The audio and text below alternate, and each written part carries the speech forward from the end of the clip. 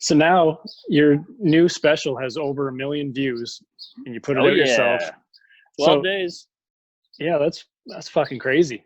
I mean, Thank you. what's the plan now? You're probably the hottest comic going right now. Wow, I don't know about that, but it's pretty cool. I mean, the numbers are nice because it's something to show people. Like, if you go, hey, I'm a pretty funny guy, watch my tape. They go, yeah, everybody's a funny guy. Everybody's got a tape. And then you see the numbers come out and it goes to 12 mil or a mil in 12 days.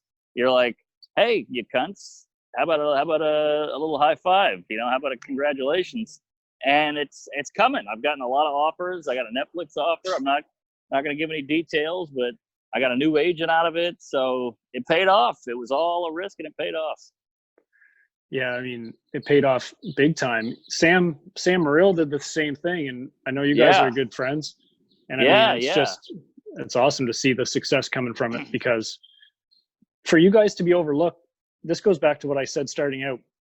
You guys are two of the best joke writers out there. You're not just telling bullshit stories. You guys are hitting hard every night, and it really shows. I mean, I saw Sam at the Stand a couple of years ago, and it's one of those things where it just stands out. Like, this guy's for real. Yes.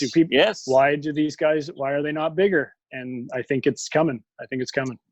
He's one of the best out there, and yet the industry, much like myself, has just passed over us and not giving a fuck. And even if you tell them, you go, yeah, but this guy's one of the best joke writers, they go, yeah, I know.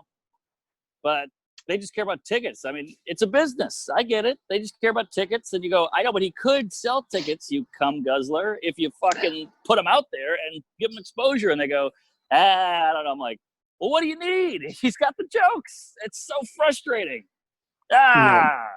They'd rather give the famous guy like Jeff Garland. They'd rather give somebody who's already got a following.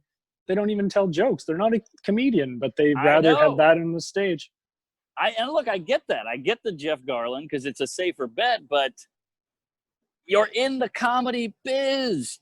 At some point, you have to have knowledge of who could maybe make it. I mean, there's got to be some algorithm or numbers or something. Like, if you don't know, then who the fuck's gonna know? Like, the whole thing is baffling.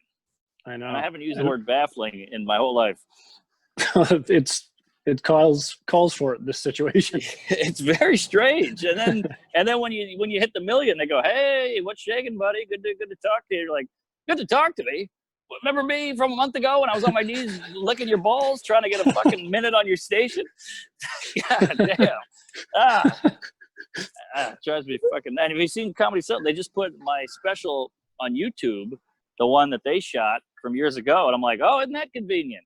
I should have put this thing on YouTube 5 years ago, but now that I got some jizz flowing down the river from my asshole, now you're putting mine up. How convenient. Yeah, they're piggybacking on the success. Right. God, the queefs in this biz, it boggles my asshole. I know. Is there a lot of politics to it? I mean, there obviously is, but sure. Like it's all politics. I don't know. There's not a lot. It's all. I mean, everything is, I guess, if you really get down to brass tacks. Yeah. Which is unfortunate, but I mean, if you're good, you're gonna break through those walls. And I mean, you and Sam are proving that. And thanks. But just think about it. If we were alive in the '80s, well, in the '80s we'd probably been fine because it wasn't like diversity, it was just like, hey, funny guys. But just think, like, if you were a musician in the '50s and you couldn't get that song on the radio, but everybody loved the song, and they just had to go, all right, well, I guess I'll stay working at the post office or whatever because I couldn't get that song going. It just sucks that these gatekeepers are clueless, and yet they're the gatekeepers. That's what bugs me. Yeah, it's true. And I mean, the advertising side of things, they're trying to make things politically correct to get more sponsors, and then we just get back to money. It's all a business. And, right. Well, hey, look, I get it. You gotta. I mean, the reason we're trying to hit them up is because they have a business and we don't. So thank God for YouTube. Yeah, true.